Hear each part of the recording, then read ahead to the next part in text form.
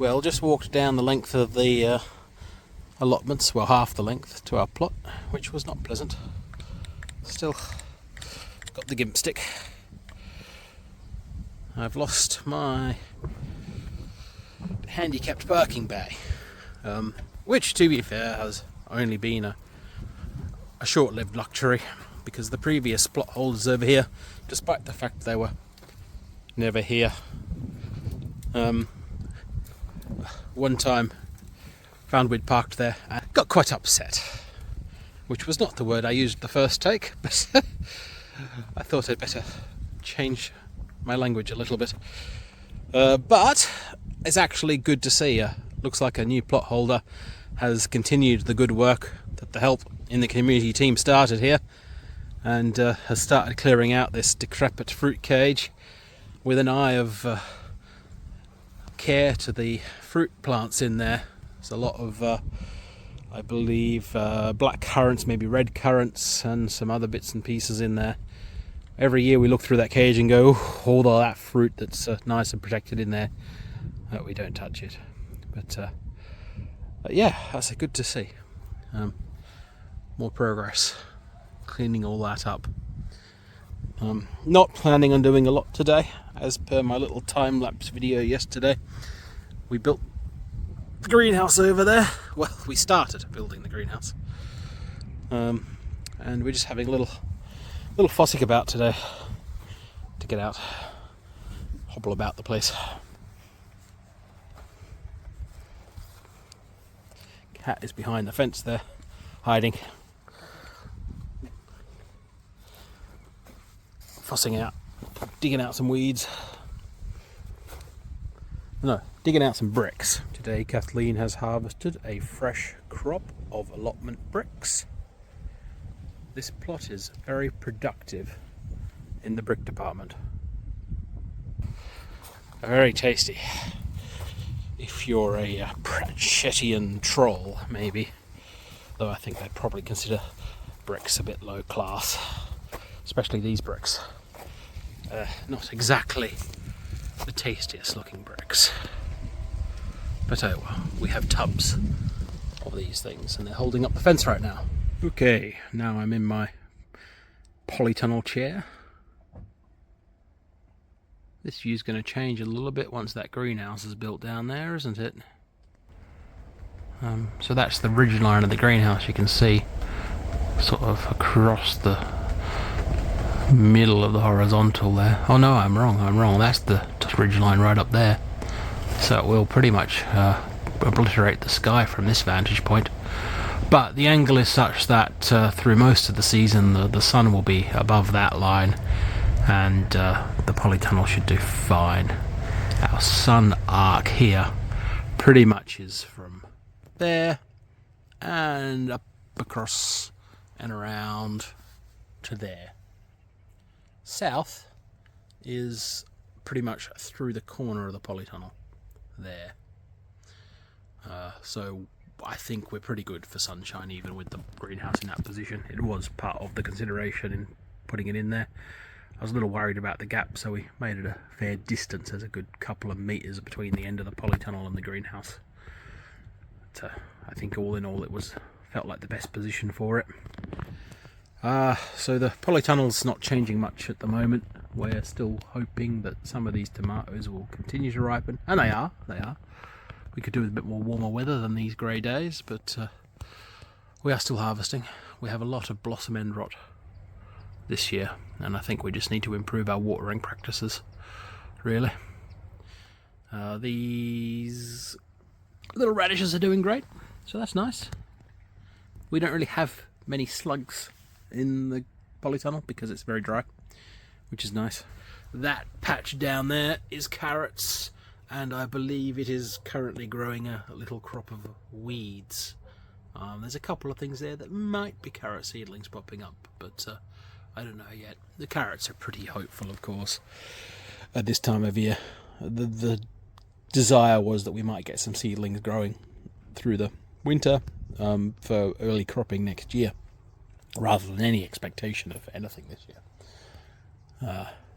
And down the end there, not visible, but there's not really anything to see, but I've put a couple of patches of dill in on either side of those beds.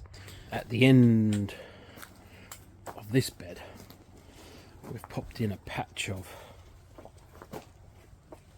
coriander seeds, hoping we'll get a batch of coriander.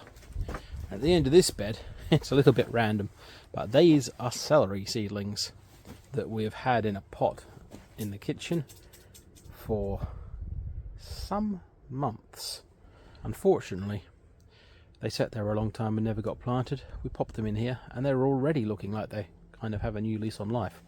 I honestly don't know anything about growing celery. I've never grown celery, but I'm hoping to have sort of a cut and come again style crop of it, because we just use the occasional sticks now and then. We're not big celery users. I use it for making stews, gumbo. Gumbo is probably our biggest use of celery, actually, and most of the time we just need a few sticks of it, and it's ridiculously expensive in the shop. Our local co-op has only celery cut into little batons. Well, not batons, but sticks. It's got no base and no leaves, and they're perfectly little equal length sticks of celery, and it's ridiculous. And of course it also comes at a premium price. For celery, it just seems ridiculous. So it's been decided that it'd be a good idea to have our own little crop of it, and this is our first attempt. This is the greenhouse. It is in position as per my little time-lapse video. We assembled that yesterday. It's up on those sleepers. This will be the door right here. We'll need to make sort of a step into it, and maybe a step on the inside as well. It was a decent sized greenhouse with a good height now that it's on these sleepers I put underneath it. But we are actually going to raise the soil level on the inside a bit. We want to kind of keep it more of a raised bed, keep it well drained, because the soil here gets very soggy sometimes. So we'll probably raise it to about half the sleeper width.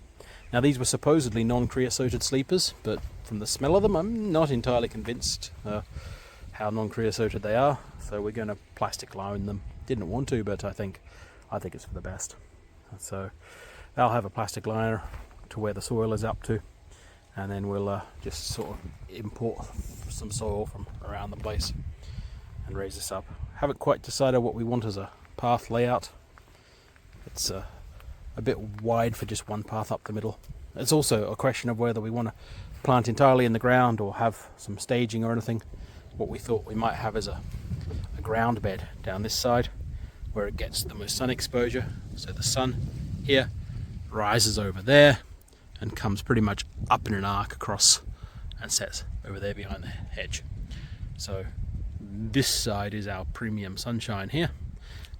We could thinking of having maybe melons and things like that in there, and then we could have some shelving or more of, I don't know what the word is, staging, something here. Underneath we could have a nice spot for growing some semi-shaded but warm liking plants, and then on top we could have a nice shelf for potted chilies and things like that perhaps, and then maybe something up the middle as a separate staging or bed where we want to get some height. I think the polytunnel will remain the main tomato growing world, and then something in here. In fact, we could be talking melons and cucumbers down these two beds. I don't know, it all varies.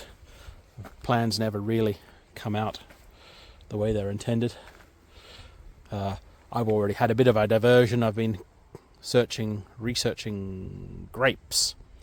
Hey, bum bum bum, got any grapes? And of course that would change the nature of the greenhouse entirely, because we'd have leaf coverage then, depending on how much we let the grapes go in here.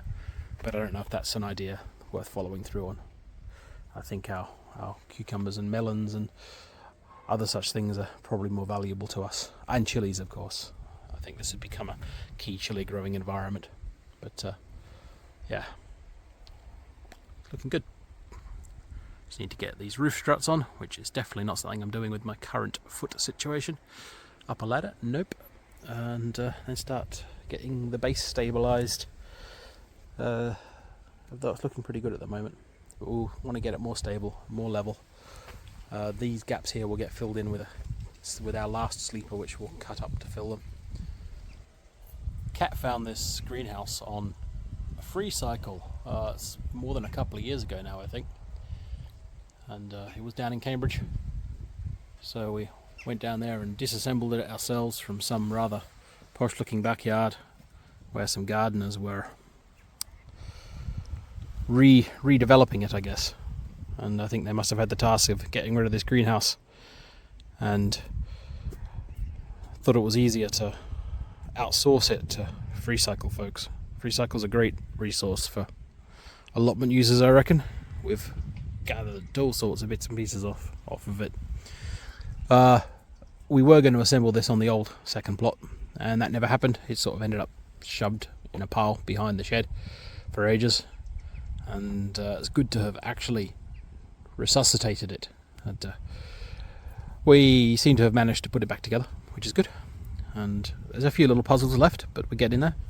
These little aluminium nuts and captive bolts that slide into the frames are only medium levels of reusable, and quite a few broke. So I bought a bag of them, 50 of them for £5 off Amazon, which is fine, and it's just so much easier using the new ones. This happens commonly. These old ones were a weird size. I'm not sure if it was an imperial size or something, but they didn't fit in a 10mm, and they were a bit small for an 11mm, so they kept getting jammed in there. And this has actually been jammed in there since we took it apart. It just got lost amongst all the parts, and I've just found it. So that will go back in the set and fill that missing hole, which is nice. And then there's also this second type, which are really useful because we've not bothered to feed all these things in. I've just ordered a pack of these, which slide into the slots and twist. It's a bit like T-track for like a circular saw, things like that. And that's what we'll use for fixing things like these shelf brackets, which it came with shelf brackets and a set of these aluminium shelves, and these braces, which are bracing from the roof struts to the side struts. So we'll get all them fitted with this sort of one that I just showed you. And rather than us trying to work out where we want to pre-put all those little things or have it to take bits apart to put them back in, my job right now is going to be to sort all these bits and put them into some sort of order, finally, after 2 years sat in a shed. There we go. A little bit more order to things. These are the braces that go between the sides and the roof struts, just 4 of them, 2 either side. Shelf brackets, old bolts and bits, old aluminium bits. I'm not quite sure what these little angle brackets came from. I'll just see if I can review my old photos. Not quite sure what these were, but I'm sure we'll work it out. They look like they stuck on at the edges. Based upon the size of them, I think they might be on the front of the greenhouse. Clips for the holding the polycarbonate and glass in. This has a combination of big polycarbonate panels and smaller glass panels. And some other bits and pieces, like some lost tools. But that's a little bit of something. And these ones hold bits of glass against each other. As in, you sort of hook on the top of a piece of glass and the other piece of glass hooks in the thing, and they sort of overlap as you go up. But yes, I'm sure we'll show that in time.